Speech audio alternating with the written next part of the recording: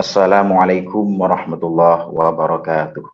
Waalaikumsalam warahmatullahi wabarakatuh. Suara saya dapat dicerna dengan jelas, Ustaz? Jelas. Ya.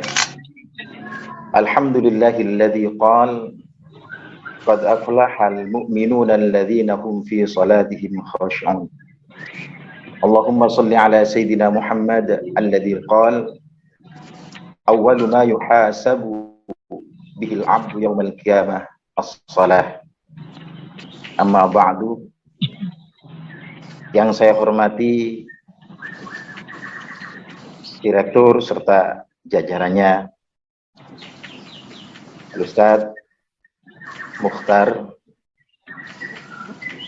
Al-Ustaz Nurul Huda, Al-Ustaz Al-Haj Muhammad Hanafi, serta seluruh asatidz dan jamaah atau seluruh santri yang juga saya hormati, dan mudah-mudahan senantiasa diberi taufik oleh Allah Subhanahu wa taala sehingga kita senantiasa selalu mudah menapaki jalan kebaikan.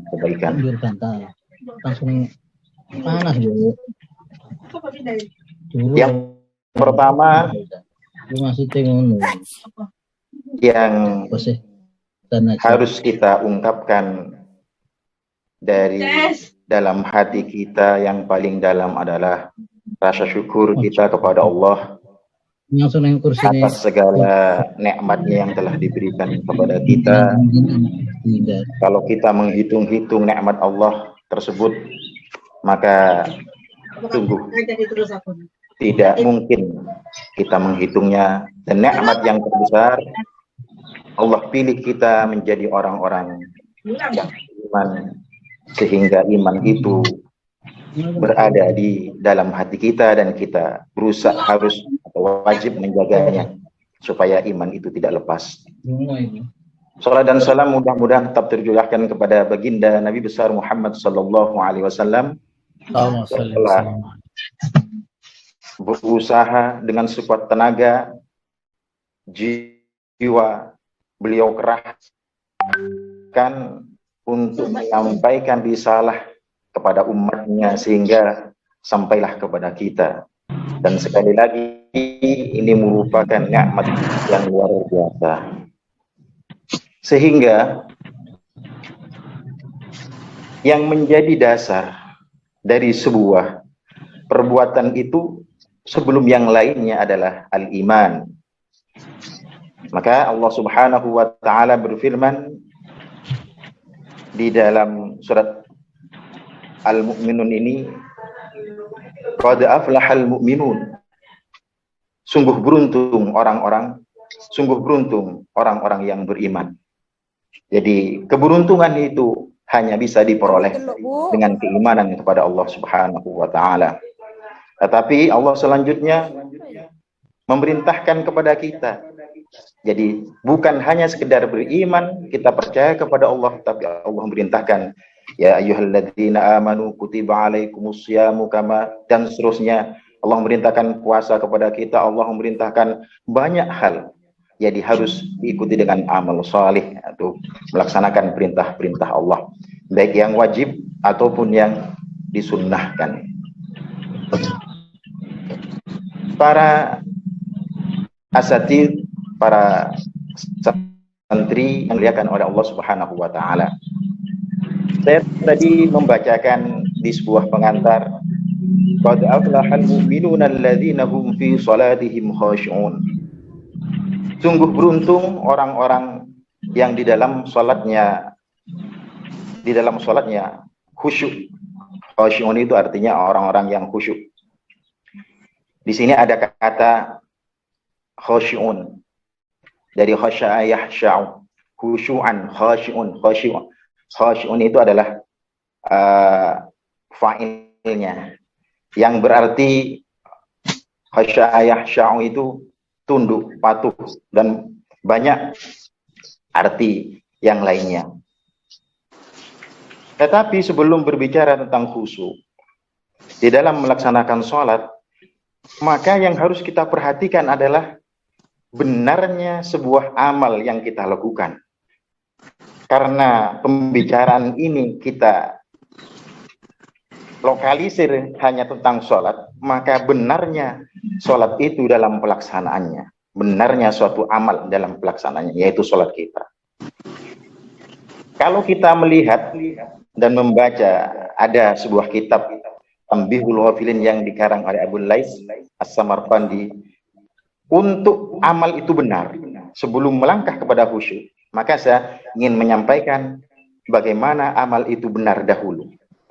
Yang pertama adalah al-ilmu qabla ibtida'i, awil ma'rifatu qabla ibtida'i, yaitu sebelum kita melaksanakan suatu perbuatan termasuk sholat kita adalah harus didasari dengan pengetahuan yang cukup terhadap apa yang kita lakukan.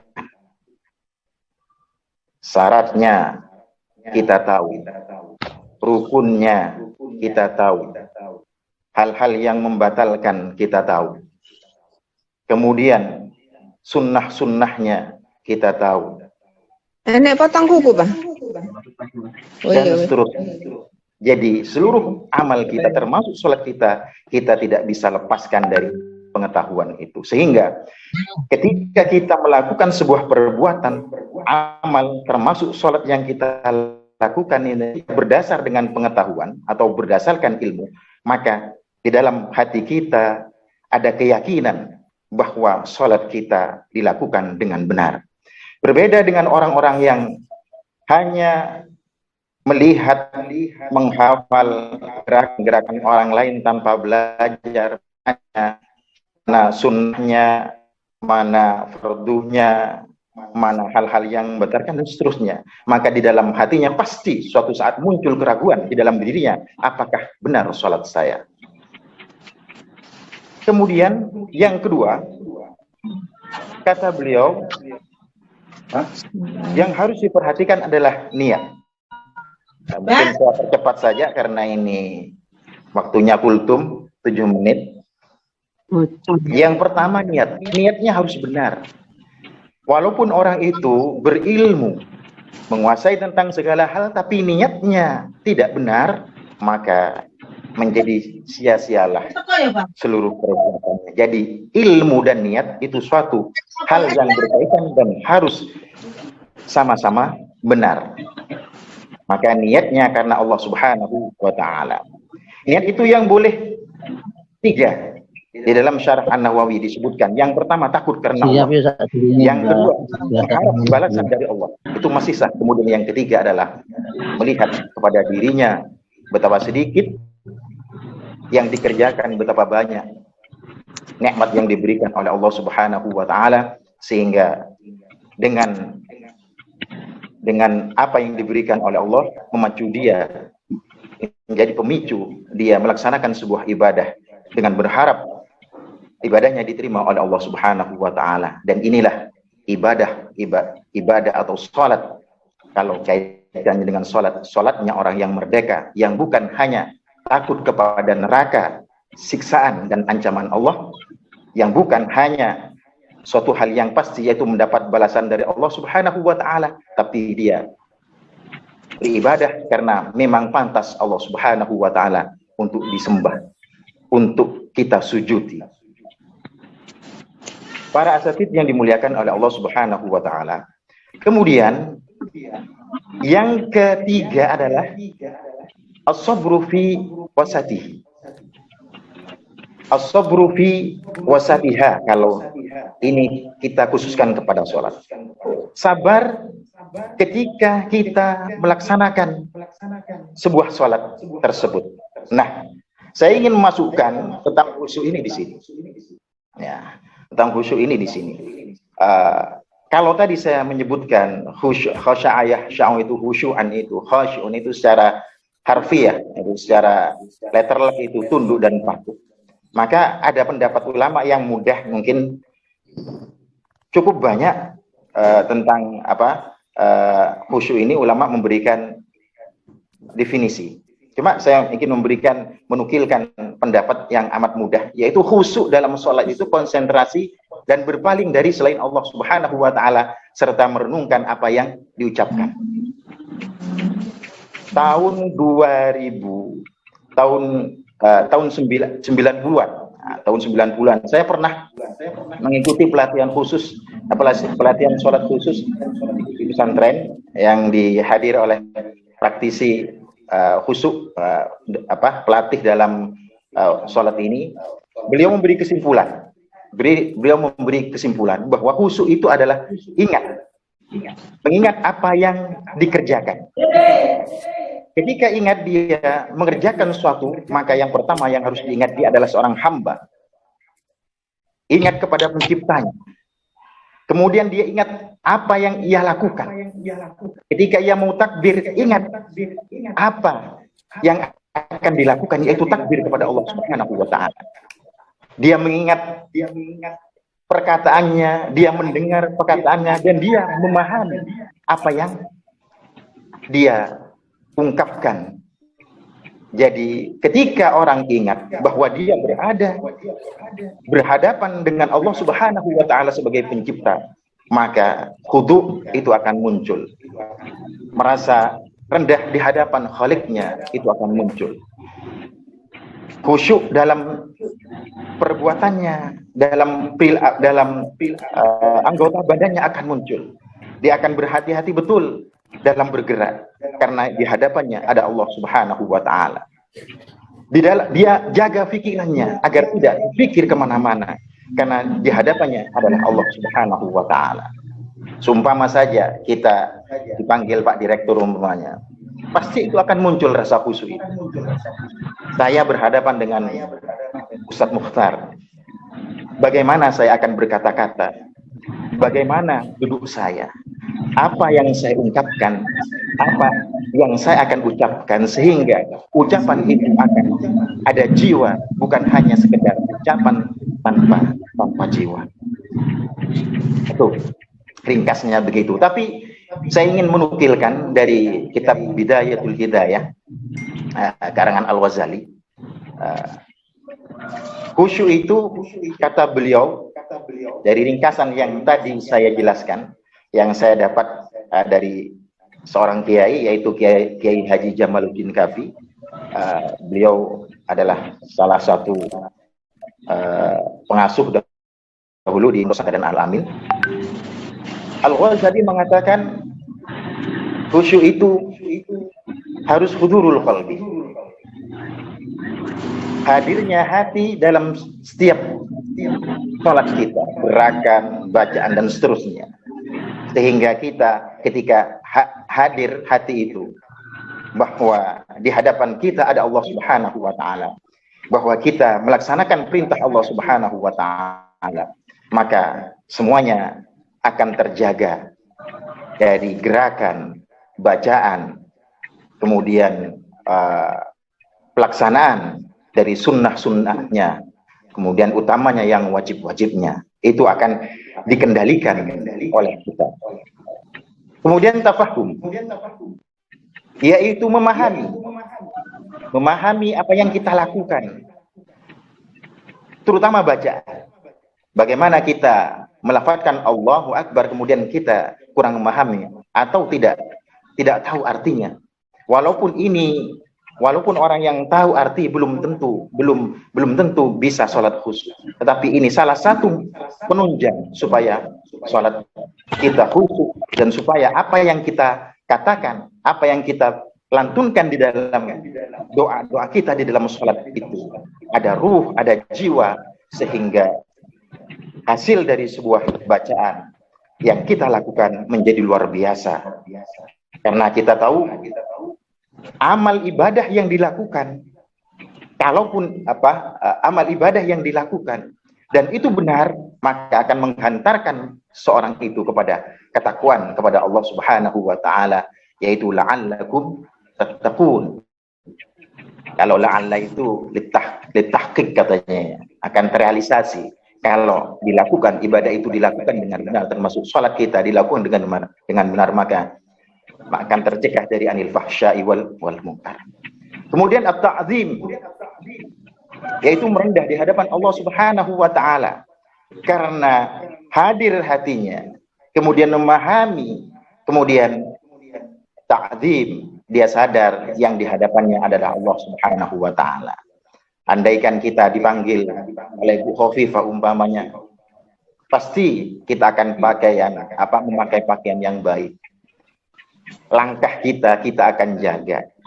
Semua perilaku secara zahir pasti akan kita jaga.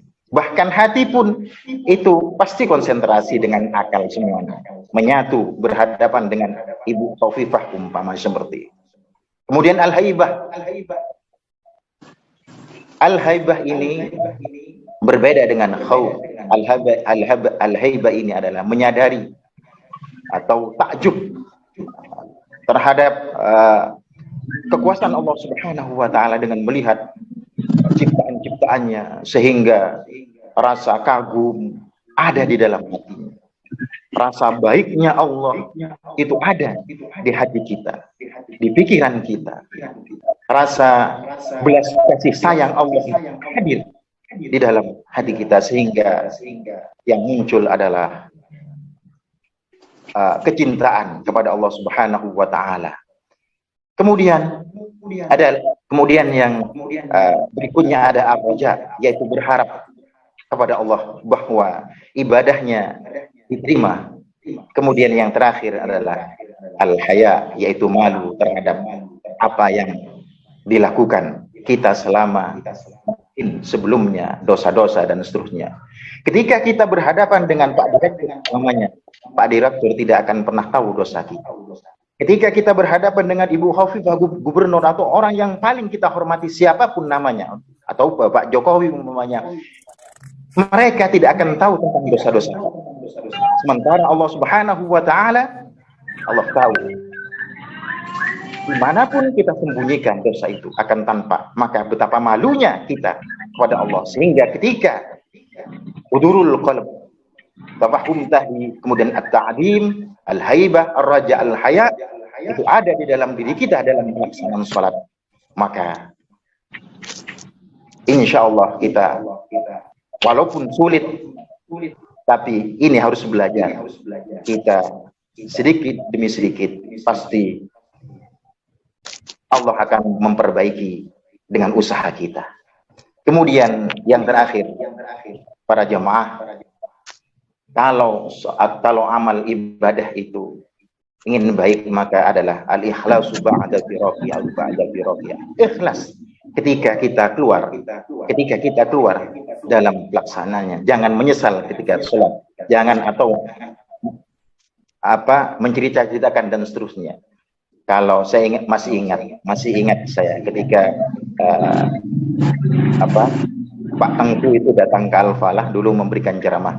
Contoh ikhlas yang paling mudah adalah jenengan buang hajat, masuk ke dalam toilet atau ke dalam water closet itu, kemudian buang hajat, kemudian dia tidak pikirkan setelah keluar. Walaupun yang dilakukan di dalam sholat kita itu bersungguh-sungguh, sudah kita pasrahkan kepada Allah Subhanahu wa taala. Yang penting ada raja.